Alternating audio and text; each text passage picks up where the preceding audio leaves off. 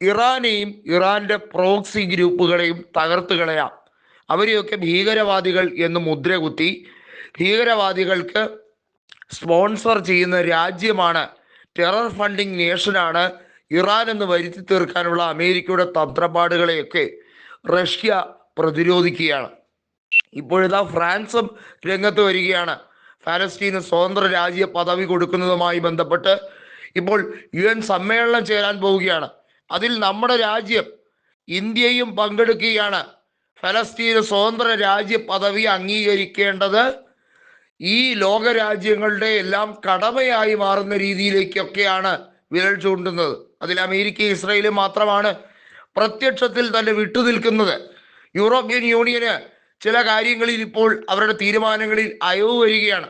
ഒന്ന് ആലോചിക്കണം, ഉക്രൈന് റഷ്യ ആക്രമിച്ചാൽ അതിന് ഇരവാദവും ഉന്നയിച്ചു കൊണ്ടുവരുന്ന യൂറോപ്യൻ യൂണിയൻ ഉക്രൈൻ്റെ മണ്ണിലേക്ക് കയറി റഷ്യ ആക്രമിക്കുന്നു എന്ന് പറഞ്ഞ് ഇരവാദം ഉന്നയിക്കുന്ന യൂറോപ്യൻ യൂണിയൻ പ്രത്യക്ഷത്തിൽ ഫലസ്തീൻ്റെ വിഷയത്തിൽ എന്തുകൊണ്ട് ആ നിലപാടെടുക്കുന്നില്ല? അപ്പോൾ ഡബിൾ സ്റ്റാൻഡ് ആണ് ഇതിനകത്ത് പറയപ്പെടുന്നത്. രണ്ട് രീതിയിലാണ് സാഹചര്യങ്ങൾ യൂറോപ്യൻ യൂണിയൻ വളച്ചൊടിക്കാൻ ശ്രമിക്കുന്നത്, അമേരിക്കയും വളച്ചൊടിക്കാൻ ശ്രമിക്കുന്നത്.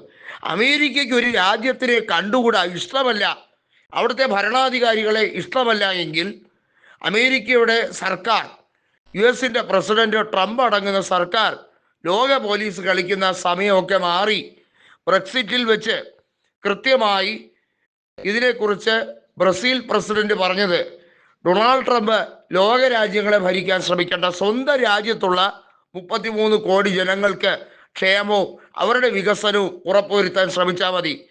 അമേരിക്ക അനാവശ്യമായി ഇടപെടൽ നടത്തുകയാണ്.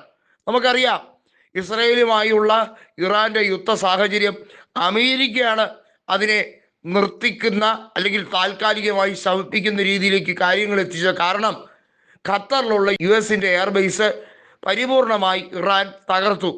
അത് അമേരിക്കയ്ക്ക് വലിയ നാണക്കേടാണ് ഉണ്ടാക്കിയത്. അപ്പോൾ തുടർന്നും ഇറാൻ പല രീതിയിലും പ്രവർത്തനങ്ങളുമായി മുന്നോട്ട് പോകുമെന്ന് US വ്യക്തമായതോടുകൂടി അവരുടെ B-2 ബോംബറുകൾ ഇറാനിലേക്ക് തൊടുത്തുവിട്ടത് കാണാതായി. ഇതെല്ലാം അവരെ വിറളി പിടിപ്പിക്കുകയായിരുന്നു. ഇപ്പോഴിതാ എണ്ണ ഉപരോധം ഉൾപ്പെടെ ഇറാനും റഷ്യയും നേരിടുന്ന സമാന പ്രശ്നങ്ങളിൽ ഇരു രാജ്യങ്ങളും സഹകരണത്തിന്റെ പുതിയ പാത വെട്ടിത്തുറക്കുമ്പോൾ അതിലേക്ക് ഫ്രാൻസ് കൂടി കടന്നു വരികയാണ്. നമുക്കറിയാം, ഫ്രാൻസും ഇറാനും തമ്മിൽ യൂറോപ്യൻ യൂണിയൻ ഇറാൻ ബന്ധം വളരെയധികം ദുർബലമാണെങ്കിൽ പോലും അതിനകത്തെ രാജ്യമായിട്ടുള്ള ഫ്രാൻസിന് ഇറാനുമായിട്ട് നല്ല രീതിയിലുള്ള സഹകരണമാണുള്ളത്. ഇമ്മാനുവൽ മാക്രോണും അയത്തുള്ള അൽ ഖമനിയും തമ്മിൽ നല്ല രീതിയിലുള്ള ഒരു ഉഭയകക്ഷി ബന്ധമാണ് കാത്തു സൂക്ഷിക്കാൻ ശ്രമിക്കുന്നത്.